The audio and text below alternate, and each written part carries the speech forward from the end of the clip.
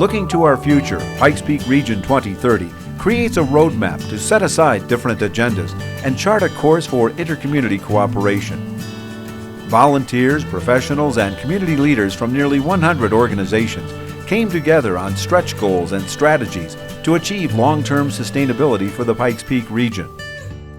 You know, sustainability to me means that we have the ability to continue to have the resources that we need on a daily basis today and then onto generations to come. We're all working together not only to make a difference for everybody today, but to make a difference for everybody in the future too. Developing in a way that doesn't inhibit future development. So population is growing, more people are being added to the planet. How are you able to grow smartly, intelligently? And it's really common sense. I mean, there's not a lot of high tech to it, I think, but just thinking in terms of how we do things and at every step of the process, whether it's personal or business. Creating a more sustainable Pikes Peak region, I do believe that bicycling is a key component of that. We would have an interconnected series of trails and bike lanes and infrastructure that would allow you from your garage to hop on your bicycle and make it to wherever you happen to want to go that day. Sustainability to me means when a community comes together to take care of each other in the place that they're at. By working together, we see how voluntary, non-mandated decisions can lead to projects with impact. The goals are meant to be compatible and work together. The following stories illustrate how the efforts of organizations, businesses, and military institutions are already moving down this road, creating successes across the Pikes Peak region. Our energy goal for 2030 is to have 50% of our energy supplied by renewable or sustainable sources. We'd also like to see a decrease in overall energy use by 20%. Fort Carson has ambitious net zero water, waste, and energy goals. Since 2003, we've reduced our energy use 13%, and we're currently at about 3.5% renewable. So our net zero goal has us producing as much energy as we use by 2020. Our primary focus is to reduce energy. That's where we get the best bang for our buck. And then the second thing is to meet the balance of our energy requirements with renewable energy. Building efficiency is key. This is a LEED building.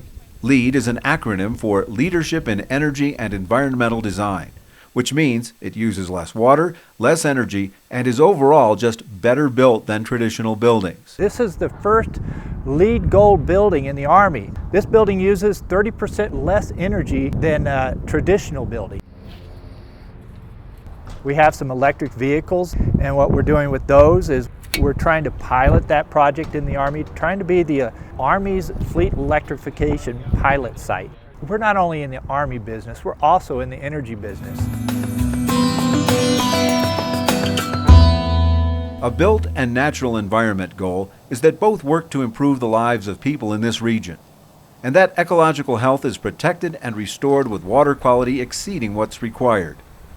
This restored section of Fountain Creek along Gold Hill Mesa is not only cleaner and more beautiful, but will serve as a featured and unique amenity for customers and residents as the area is redeveloped. Another goal is for the built environment to promote community, culture, and commerce.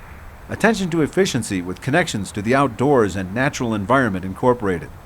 New construction and redevelopment accommodate multiple forms of transportation and meet various income levels. For people that don't know, I mean, this is the old Ivy Wild School. We've been involved in this project for, I think, 3 years now. And we're very passionate about it. For us, it's really a great way to, keep an old building going, keep it from being torn down, to help to revitalize a neighborhood. This neighborhood has such great character, great people, but having an abandoned school in your neighborhood is a challenge. So, it's really exciting to kind of be part of something bigger than ourselves. We're making decisions during the process that are very long term, and that's an interesting thing as you go through business. When we started, we weren't sure whether they're going to be around for 6 months or 6 years, and then when you get to that point where you finally realize, hey, we've got a viable thing here, we're going to be going for a while, you start making those decisions for longer term, and sustainability plays into that even more when you're looking at 15, 20, 30, 40 years down the road. The biggest example of that is reusing an old building as opposed to tearing it down and starting over. But we're also trying to reuse a lot of the materials. We've got piles of different materials all around the property that have been reused, some retaining wall materials in the back. I mean, we really see it as a lot of reused things, and we'd like to bring as much of the history of the neighborhood and also the community into it as possible. And our hope is that this shows other people that, hey, this can really be done, and you could start to see these things happen all over the community. I mean, that's really our ultimate goal long term. I see this going on for, I hope my kids sort of take it over and do something with it. Another goal is to have arts and culture that are fully integrated and contributing to the social and economic vitality of the region. This means a wide variety of arts, cultural, and entertainment activities which draw innovative companies and young creatives, such as these community art projects created by Concrete Couch using mainly recycled materials.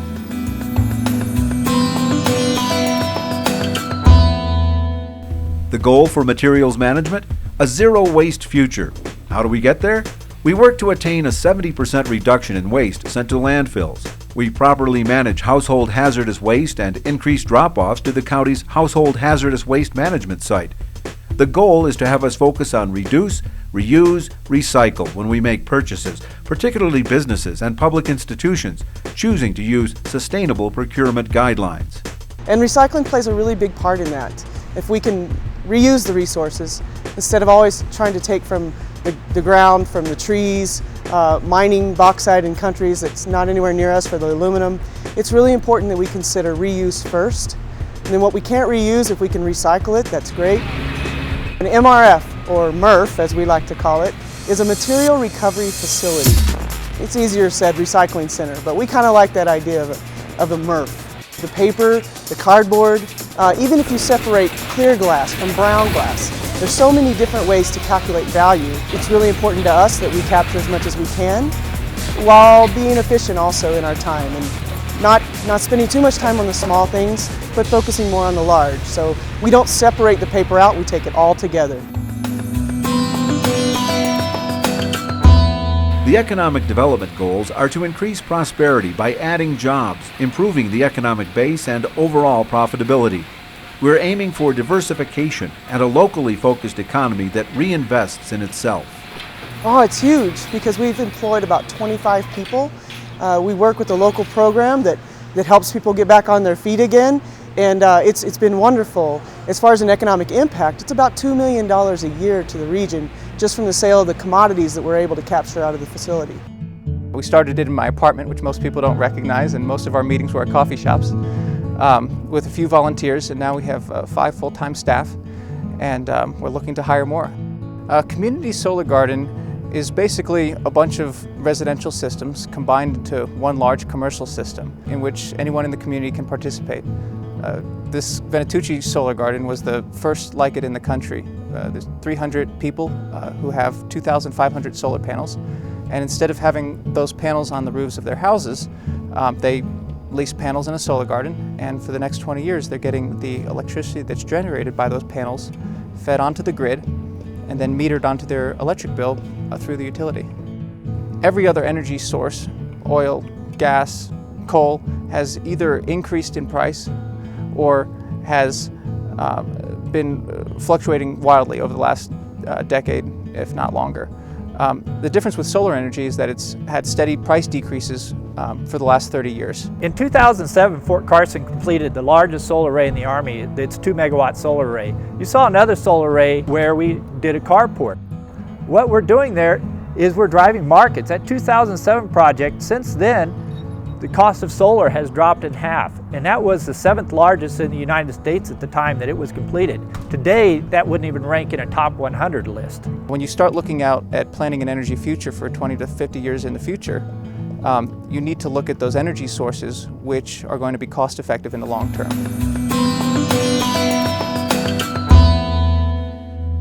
The education goal is for more people to have access to affordable, lifelong education opportunities, meaning early childhood care and education that are affordable and high quality.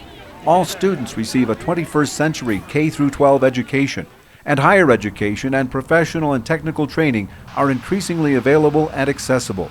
Going to Colorado College It's an entrepreneurial school, really taught me how to collaborate with different people, working in different environments, being able to work with people who didn't always see the way that you saw, but finding common ground. One way schools are attempting to support education is by spending less on utilities.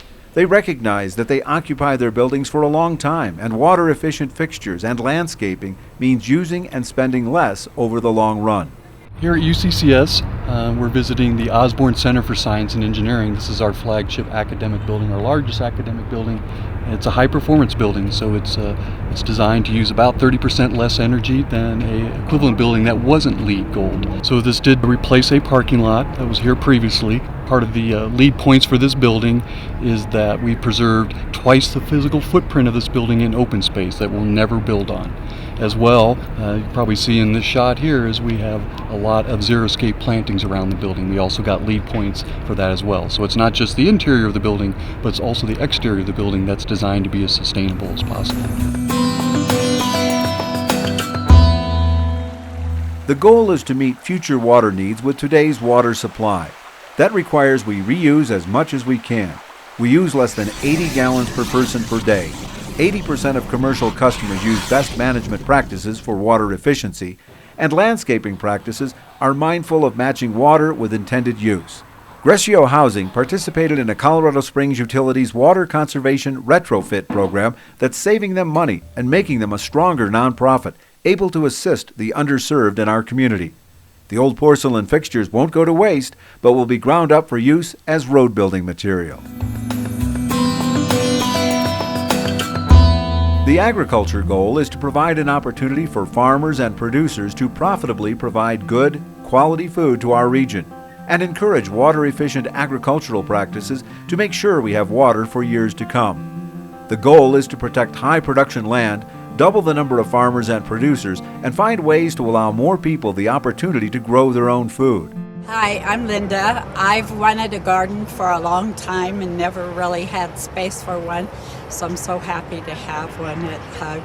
I've grown so many fruits and vegetables. We believe that if you serve food that is fresh and whole and not processed, that it's better for you. Bon Appetit is the food services vendor for Colorado College, a national company thinking locally. Last year we purchased 37% of all of our food purchasing local, and that was over $800,000 we spent in Colorado.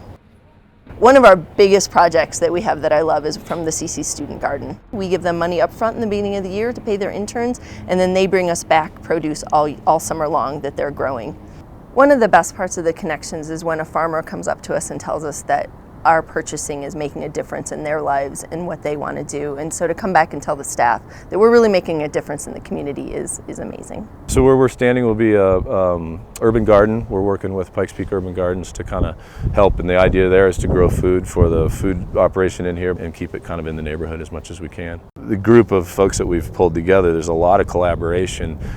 So the bakery, the food service part of it, and the brewery, there's a lot of byproduct almost. A lot of our spent grain will go into the ground for the urban gardens. It'll go into the bread at the bakery. So we're really trying to kind of integrate all this stuff. Healthy food ties into the goal for an increasing number of us to have healthy lives, where longevity and quality of life are linked. Such a goal would rank our region in the top 10 of the nation and would mean healthcare becomes accessible and affordable. The health aspect of cycling is amazing. Literally all you need to do is ride to the store. Instead of taking your car, hop on your bicycle. Go to one of your local bike shops, get fitted to your bicycle, make it nice and safe and as comfortable as you can, and in short order you will start including a wonderful form of exercise into your daily life, becoming more sustainable and even healthy at the same time. The goal is to have an affordable, multimodal transportation system, which means we build using green practices and maintain infrastructure. We enhance connectivity. Our fuels are less fossil fuel based, and people willingly choose to drive single occupancy vehicles less often. Since I have moved here in January of 2001, I have seen cycling be embraced by the community at a much deeper level. What that means to me is as I'm out commuting, as I'm out riding on the trails, I see more families, I see more people commuting to work that have never done that before. The message has finally been received by them that we do have infrastructure. With the city's bike map, people are being exposed to that, and now they're figuring out they can go places by bicycle, and for health reasons, to save gas, and it's just fun. The bicycle thing is key, and even in our existing brewery, a lot of people ride in, and it's such a great location for cycling because you got the canyon right up there and downtown the other way. We'll have a lot more space for that. We want to do a bike valet program and kind of play around and see how that goes. It takes a whole community. Fort Carson cannot do this alone. We collaborate with Colorado Springs Utilities, the City of Colorado Springs, the National Renewable Energy Lab, on a lot of the projects we're working out here. And that's one of the most important things in entrepreneurship, is finding that common ground for which everyone can agree on. It's taking care of the farmers, it's taking care of our guests by feeding them healthy food, and then trusting in turn that those people are taking care of the environment. We need increased levels of awareness. We need increased levels of education. I just look around this facility and I see so much that it's silly to just put it in the ground and it has no further use. The alternative would have been to buy a big piece of property out east of town and throw up a metal building, and that just wasn't us. We really wanted to be part of something bigger, and I wouldn't have had the same passion for it. It would have just been all the numbers, and that's, we've never been about just the numbers. Pikes Peak Region 2030. It's the path we take to get where we need to go. It's acting in a manner that improves our quality of life by balancing economic vitality and a healthy, vibrant community, at the same time remaining mindful stewards of our natural resources for current and future generations. Each of us has a role to play on that path. Choose what steps you can take, and let's all get started.